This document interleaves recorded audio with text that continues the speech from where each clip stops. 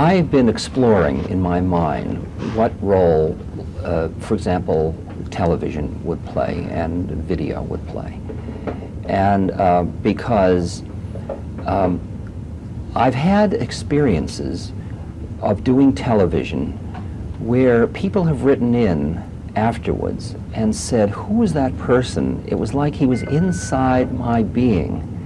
I felt very familiar with him. I don't know who he is. I did this with the BBC in London with Bernard Levin, and I did it at Burbank with NBC, or whatever that is. And I experienced the same thing. At the time, I asked whether I could look directly into the camera and talk directly to this person. And I took the little red light that is on the camera, and I said, I'm going to look into this camera, and this is your third eye. I'm looking to you, and you and I are right here. Now, we're going through, I'll tell you what I'm seeing. I'm seeing a camera at this point. That's on one level, but I'll look beyond that, and I'll just be here with you. And you and I, let's now go beyond, here I am, I've got this body, this is a 31 model body, I'm a man, but beyond that, I'm another being. And if you look at me, imagine you have a little thing that converts right here, a little television channel selector. You look at me first and you see a body. You see a bald, 50-year-old Caucasian male. Okay? Now flip it once more and you see my personality. You see a charming, warm, affable, humorous being, right? Now you flip it once more. I'm an Aries. Okay, now you got me pegged. I'm an Aries. Now you flip it once more and look into my eyes and you see I'm a fellow soul. You in there, I'm here. Here we are, just one-to-one. And we're both in bodies, we're both in personalities, we're both in astral identities. Let's go one more. Now it's like there's only one of us. We're just looking at ourselves, and all this stuff is just stuff. You hear, there's only one of it. What do we do now? Let's make believe we're the many. Now we flip it once more and the whole thing disappears. And these are planes of reality. These are planes of reality. The whole thing disappears. And the whole thing disappears.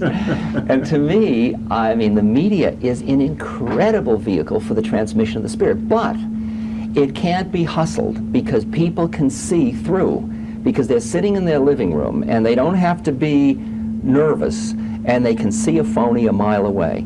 And you can't talk about the spirit, you got to be the spirit. And that's why the media uncovers fraudulence, and a good news network has got to demand people that are working on themselves, because people that are just being great about teaching stuff forget it. And we haven't been ready to transmit the spirit because there aren't enough people that are taking their spiritual journey seriously enough. They get a little bit of juice and they're out playing. And you got to keep throwing it back in and working. I mean, I've gotten very, very good at one level. You can see I'm a good showman. I'm good at transmitting Dharma. I'm kind of a master at a certain level. But it's not good enough. And I'm going back to the drawing board now. Because what I owe my fellow human beings is more. Because I've had a guru, I've met somebody who in all the years I knew him, I couldn't find where he was and I couldn't find where he wasn't. And I know what's possible in a human being, and I'm greedy. I won't settle, because I owe it. I owe, and I see the possibility. And I realize that all you transmit is your being, not what you think you're transmitting. I watch people say, you gotta love everybody, and I can feel the anger in their hearts. But be love, and everybody feels loved. That's what a good news network can transmit, but it's gotta be, it's very vulnerable, because it is transmitting being, not knowing, but being. I think that the media, every one of us feeds people in the way, with whatever light we have with our being. And I think it behooves the people of the media to work on themselves, because just as you are an environment for me to manifest, it's interesting, like when I am doing a lecture and television comes in, if I'm doing a big lecture and it's like professional union television, very often the person that's running the camera sees me as a side of beef. I mean, I am an object that they are collecting. And I need feedback. I need a feedback loop. That's why I always have the lights up in the auditorium, because I'm sharing. It's a thing that we're sharing that oneness, that space, and that's what releases me. I can get paranoid. I'm an insecure, neurotic Jewish boy. I mean, I'm still that guy too. And so I would look around, and there would be all these beautiful beings, and I'd look at the cameraman, and the cameraman had this busy with technology, seeing me as this object, and I would feel myself lock in. And I think that if a media group is going to manifest, create an environment in which that spirit can manifest, they have to work on themselves to become those beings that reflect back, that allow that thing to release. And very rarely do you get that. Very rarely. When you walk into a television studio, you are almost completely surrounded with, sit here, hold it, we're not ready for the take yet, just a minute, you know, and okay now, and the whole technology gets completely in the way of the spirit. And the spirit has got to take first priority. And it's extremely disciplined for me to manage to manifest the spirit in the face of what I'm usually faced with the media. Like lights. For example, the technology that demands bright lights so that you can't see who you're talking to. And I can't have that feedback of eye to eye, of soul to soul contact. And that's just discipline for me to learn how to do that, how to say, okay, I don't have that. Let me surrender, let me work with that one. I ought to be able to manifest, assuming like looking into a camera and not getting caught in camera-ness. You know, everything will, like camera, I'm on camera, now I gotta, you know, that kind of thing. And those are trainings for me. But the media can help a lot by creating that space.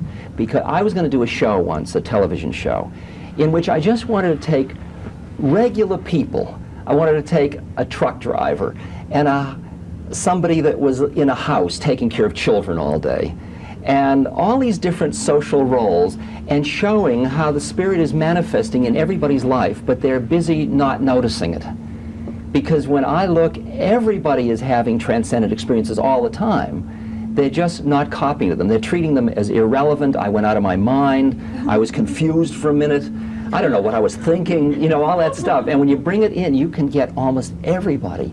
I mean, as these Gallup polls and all show, most people have had mystic experiences, but it hasn't been sort of in vogue to talk about them. And so just showing how each life has its beauty and is a vehicle.